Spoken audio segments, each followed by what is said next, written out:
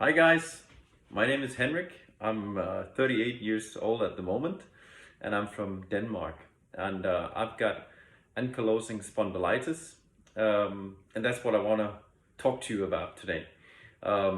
It's also called the Bechterew disease.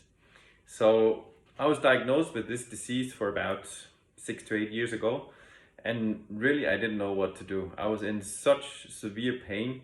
I remember I nearly couldn't walk at some point, and I was taking hot showers during the night because that could ease the pain a bit. And I was taking so many painkillers. When they finally found out what was wrong with me, then there wasn't much of a help to get actually, other than painkillers and injections that I basically did not like. So the reason for this video today is to help others who are in the same situation, because I would have liked to know what could help to ease the pain and to actually completely relieve you from pain. So I'll tell you now what helped for me. I cannot speak for anyone else than me. But I read up about it, and I read up about something called the London diet. And basically, what it is that you cut out all starch in your diet.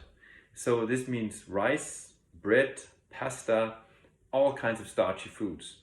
And for me, it sounded really crazy when I first heard it. And I remember I read a book about it as well, and it said if you're doing it full on for 6 to 7 weeks, then you would really feel an impact.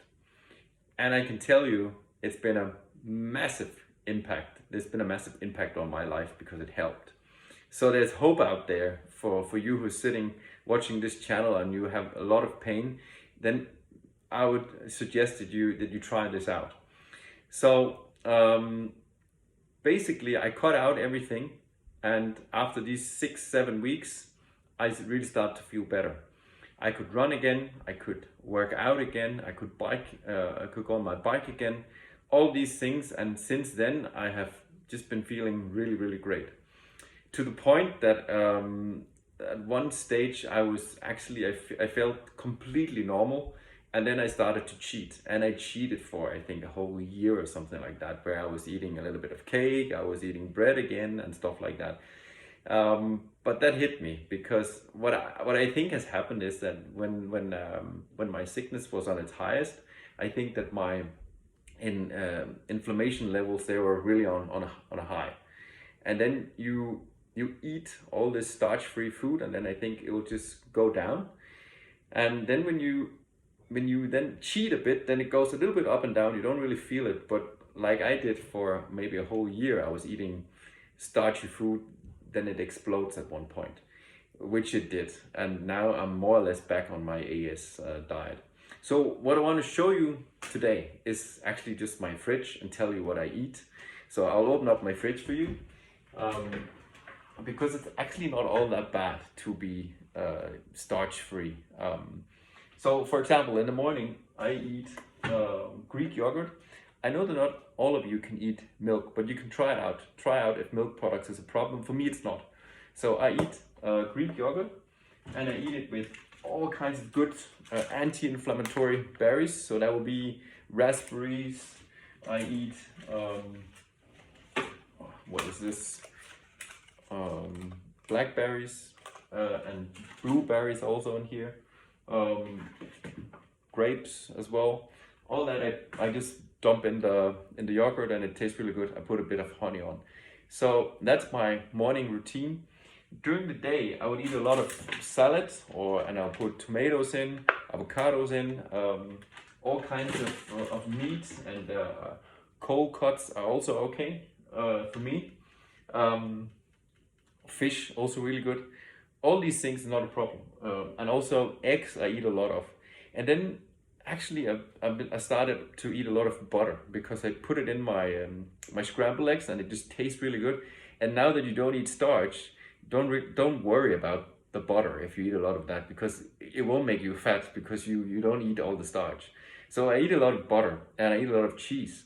And then when it comes to, I really crave, sometimes I really crave for cakes. But when I do that, then there's also another option for me, because I can eat chocolate, and actually I have a lot of it here in my fridge, and I can also eat ice cream.